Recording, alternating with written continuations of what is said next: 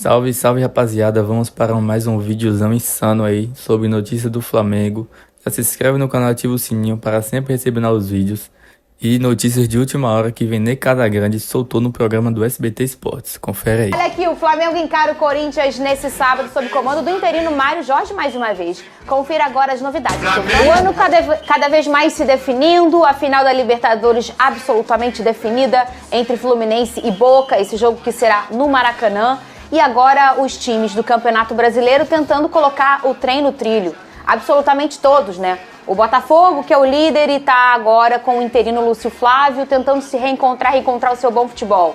O Palmeiras, que está eliminado da Libertadores, isso aconteceu ontem à noite e deixou o palmeirense bem bravo, naturalmente. E o Flamengo tentando reencontrar o seu período vitorioso, fazendo esse pequeno ajuste fino com o Mário interino e chegando o Tite em breve, que ainda não assinou. Mas não é mais o totoca da cabeça. O São Paulo. É.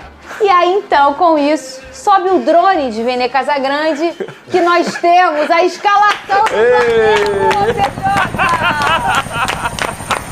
Muito bem! Assim facilita a nossa vida para fazer um programa. Me ajuda a te ajudar, É hein? isso, né? pô. Faz o básico, tá vendo, São Paulo? Faz o básico. Ajuda os jornalistas. Então, o time que vai a campo contra o Corinthians, o provável time foi o que o Mário Jorge esboçou na atividade dessa sexta, é o mesmo que enfrentou o Bahia. Ou seja, ele não vai fazer nenhuma mudança e se o Arrascaeta for relacionado, fica no banco de reserva. Pra mim essa escalação vai dar super certo no jogo de hoje. E tem tudo pra dar certo, né? Vamos torcer aí que esse técnico faça um bom trabalho no jogo de hoje. De reserva. Vamos lembrar o time do Bahia? Vamos lá. Rossi no gol, Wesley, Fabrício Bruno, Léo Pereira, Ayrton Lucas. Aí teve o Pulgar, Thiago Maia, foi isso? Thiago Maia, Everton Ribeiro, Bruno Henrique, Pedro e o Gabigol ficando no banco de reserva novamente. Essa é a grande, digamos, novidade. Esse é o ideal? Acredito que sim, né? Você esqueceu o que você vai fazer? O quê? O programa com chicletinho. Você esqueceu? Não, foi natural. Não, você quiser, não quer. Ainda bem que você não tem nude. Tá bom, não tem. Pode falar. Obrigado. Não, se você quiser É que eu sou continuar... igual ao Romário, Fernando, entendeu? O Romário jogava com chiclete. Eu, porra, na hora sextou, entendeu? Tem que meter gol. Tem um artilheiro que mastiga chiclete, que se chama Tiquinho Soares. É verdade, também. Ô. Só não pode fazer igual a Luiz, que botou 4 chicletes na boca e quase morreu quando jogava pelo gol. Isso! Um beijo para Wagner, de 95, grande goleiro que também mastigava chiclete durante as partidas. Um beijo pro Wagner. Você acha que esse é o Flamengo caminhando? Eu acho que sim. O Rossi, seu Sim. o personagem? É o que eu falei, cara. Gabigol, O Matheus no banco. Cunha, no momento que a gente estava discutindo aqui, ele não era um cara, não era um problema. Mas o Matheus Cunha também não era aquele goleiro para um time que tem mais de 30 milhões de reais de investimento que você fala assim, esse é o meu goleiro, esse é o cara que eu quero se você tivesse no meu gol. Antes de Rossi chegar, pra mim, Matheus Cunha tava fazendo um excelente trabalho ali já. Não necessitava muito da contratação dele, né? Mas Poderia acontecer igual a Luísa. Então eu acho que o Rossi, pela experiência que ele tem, pela bagagem, ele é o ideal. Ele é um goleiro do tamanho do Flamengo. Agora, se você for olhar à frente, cara, eu já falei isso aqui. O Gabigol tá em péssima fase. Mas o Pedro também. Então eu acho que assim, pro Gabigol retomar essa vaga, ele vai ter que entrar melhor dentro das partidas, ele vai ter que se dedicar mais, porque infelizmente, como ele está no banco, quando ele entra, eu não vejo o Gabigol se destacando para poder tomar a vaga do Pedro. Então eu acho que a escolha do Pedro, ela acaba sendo mais coerente. infelizmente aí tá no empate de quem tá na pior fase. Pra mim tem que revezar, botar um jogo Gabigol, outro jogo Pedro, pra não ficar só a mesma coisa, já que tá os dois numa má fase, entendeu? Não tem um melhor que o outro aí, não. Ô, Vini, como sentiu o Pedro, né? Tudo que aconteceu dentro dessa temporada. E a gente não pode nem falar que é por ser, talvez, tem pouca experiência, que ele já tem até uma certa experiência, mas que você vê personagens como o Everton Ribeiro, muito experiente, sentindo o clima que estava no Flamengo. E no último jogo, o Pedrosa destacou muito bem aqui, o cara, a gente relembra que ele é um fora de série, né? Ele é um cara que faz totalmente a diferença, principalmente quando ele tá à vontade. E o Pedro deu pra ver que é esse personagem.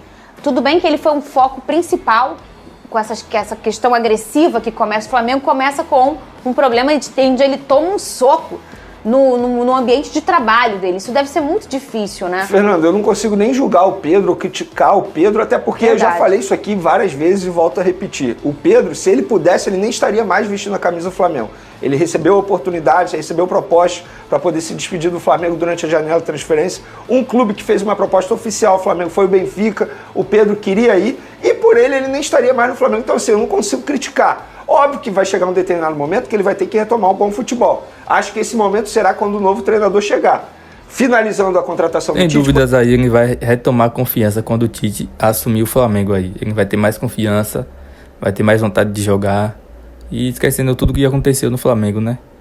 Claro que se ele receber uma proposta gorda, uma proposta boa, ele vai sair do Flamengo a qualquer momento. Contratação do Tite, por exemplo, o Tite já levou o Pedro para a Copa do Mundo. Não vai deixar sair. Não vai, exatamente, não vai deixar sair. Vai ter uma conversa. Enfim, até uma curiosidade nos bastidores, o Pedro até trocou de empresário. Ele agora está sendo representado por Juliano Bertolucci. Então eu não duvido nada. Grande empresário, é um grande empresário. Eu não duvido nada que ele chegue com uma proposta aí na próxima janela de transferência. Tudo vai depender do que vai acontecer com o Pedro e com o Flamengo nessa reta final de 2023 e com o novo treinador também. Ou a gente pode dizer, fazer uma leitura, que o Pedro queria tanto estar no Flamengo que ele até em algum momento abriu mão da seleção pelo Flamengo. Que quando o Brasil inteiro fala Pedro no banco, ano que vai ter convocação, ano de Copa do Mundo, como ele vai mostrar o trabalho dele, e ele escolheu permanecer.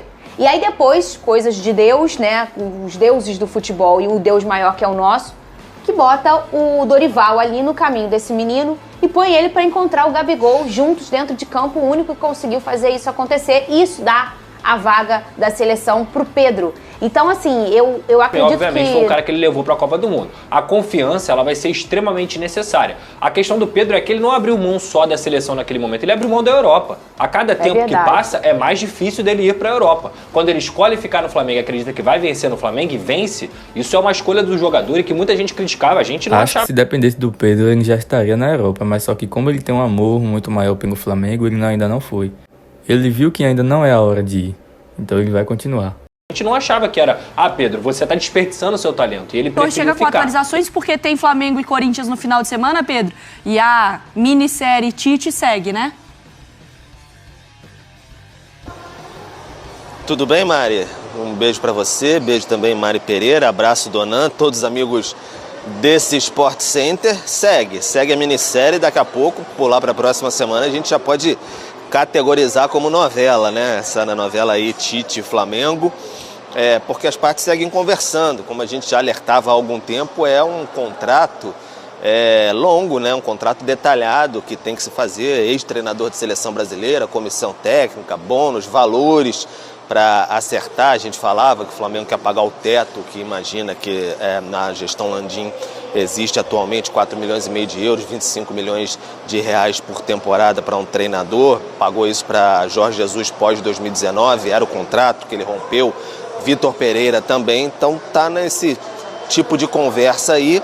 Então o Flamengo espera acertar isso. O Flamengo, um dos clubes mais tradicionais e vitoriosos do futebol brasileiro, enfrentou uma temporada repleta de dificuldades devido às escolhas erradas ao longo do caminho. As inúmeras eliminações foram um golpe duro para que agora corre contra o tempo para garantir uma vaga tão cobiçada na Copa Libertadores de 2024. A expectativa é que a equipe seja comandada em breve pelo experiente técnico Tite, uma figura respeitada no mundo do futebol. No entanto, antes de pensar no futuro dos triunfos, o Flamengo tem pela frente um desafio de peso, um clássico nacional contra o Corinthians, que também está recuperando de uma eliminação dolorosa nas semifinais da Sul-Americana. Nas redes sociais, os torcedores flamenguistas estão empolgados com a possibilidade de um clube abrir o bolso e trazer novos reforços de peso. Um dos nomes mais pedidos pela torcida é Valentim Barco, do Boca Juniors. Com apenas 19 anos, o jovem tem desempenhado um bom papel crucial nas campanhas do Chenese na competição continental, sendo titular e contribuindo de maneira decisiva,